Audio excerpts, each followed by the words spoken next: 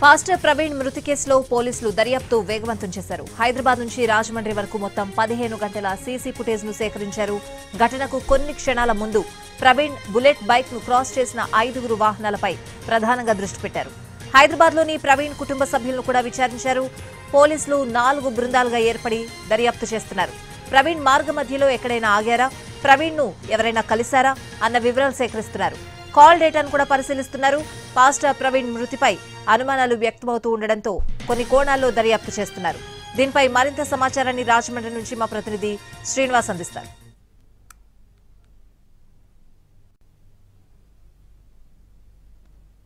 లోని సంచలనం కలిగించిన పాస్టర్ ప్రవీణ్ కు సంబంధించిన మృతికి ఘటన కేసు సంబంధించి పోలీసులు దర్యాప్తుని ముమ్మరం చేశారు. అయితే 4 బృందాలు కేసు విచారణ చేపట్టడం జరుగుతుంది. అన్ని కోణాల్లోనే కూడా దర్యాప్తు చేయడం జరుగుతున్నది. హైదరాబాద్ నుంచి కూడా ఆయన వాళ్ళ ఇంటి దగ్గర నుంచి బయలుదేరి రాజమండ్రిలోని కొంతమూరు జరిగిన ఆయన మృతి ఘటన సమీపం వరకు కూడా సంబంధించి మొత్తం 15 గంటల సీసీ కెమెరా ఫుటేజ్ ని పోలీసులు ఇప్పటి వరకు కూడా సేకరించడం జరిగింది. అయితే ఈ కేసుని సీసీ ఫుటేజ్ ఆధారంగా దీన్ని విచారణ అనేది కొనసాగడం జరుగుతున్నది. అలాగే బుల్లెట్ ను క్రాస్ చేస్తూ ఆ ఘటనా సమయంలోనికి కొద్ది నిమిషాల ముందు అయితే 5 వాహనాలు వెళ్ళాయో ఆ ప్రధానంగా వాటి మీద ఆ వెహికల్ కి సంబంధించి కూడా పోలీసులు ఫోకస్ పెట్టారు. వాటికి సంబంధించిన వివరాలన్నీ కూడా సేకరించి ఆ వాహనదారులందరినీ కూడా, అంటే ఆ వాహనాల్లో ఎవరెవరు ప్రయాణిస్తున్నారు ఏంటి, ఆ వాహనాలు ఎవరివి అనే దాని మీద కూడా వాళ్ళని కూడా పిలిచి పోలీసులు విచారించడం కూడా జరుగుతుంది. హైదరాబాద్ లో పాస్టర్ ప్రవీణ్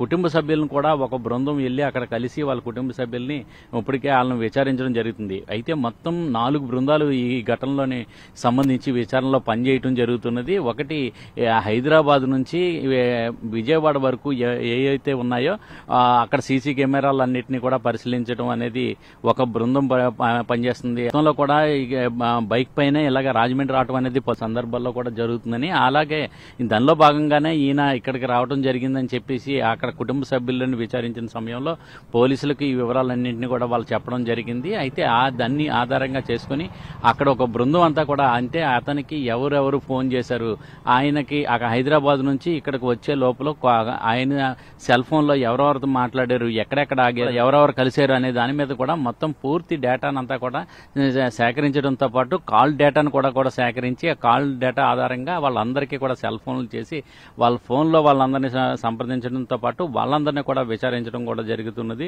కొవ్వూరు డిఎస్పీ దేవకుమారు, అలాగే నార్త్ జోన్ డిఎస్పీ శ్రీకాంత్ ఆధ్వర్యంలోని పోలీసు బృందాలన్నీ కూడా ఇక్కడ వీటికి సంబంధించి ఈ కేసుకు సంబంధించి 4 బృందాలు పనిచేయడం జరుగుతున్నది. అలాగే ప్రవీణ్ కుమార్ మృతి ఉభయ తెలుగు రాష్ట్రాల్లో సంచలనంగా మారడంతో ఈ కేసును ప్రభుత్వం ప్రతిష్టాత్మకంగా తీసుకున్నది. అన్ని కోణాల్లో కూడా దర్యాప్తు చేయడం జరుగుతుంది. అనేక అనుమానాలు వ్యక్తమవుతున్న నేపథ్యంలో కేసును ప్రభుత్వంతో పాటు అలాగే పోలీసు ఉన్నతాధికారులు కూడా ఎప్పటికప్పుడు సమీక్ష చేయడం జరుగుతున్నది. అయితే దర్యాప్తు సక్రమంగా జరుగుతున్నదని చెప్పేసి ఎస్పీ చెప్తున్నారు. ప్రజలను రెచ్చగొట్టేలాగా సామాజిక మాధ్యమాల్లో పోలీసు ఎవరైనా పోస్టులు పెడితే మటుకి కఠిన చర్యలు తీసుకుంటామని చెప్పేసి ఎస్పీ డి నరసింహకిషోర్ హెచ్చరించడం కూడా జరుగుతున్నది. అయితే దీని మీద ఈ పూర్తి ఎంక్వైరీ చేసిన తర్వాత పోస్ట్ మార్టం రిపోర్టు కూడా 1-2 రోజుల్లో రానున్నది. దాంతో పూర్తి వివరాలు కూడా పోలీసులు 1-2 రోజుల్లో బయటపెట్టే అవకాశాలు కూడా ఉన్నాయి. కెమెరామెన్ వాసుతో శ్రీనివాస్, ఎన్టీవీ, రాజమండ్రి.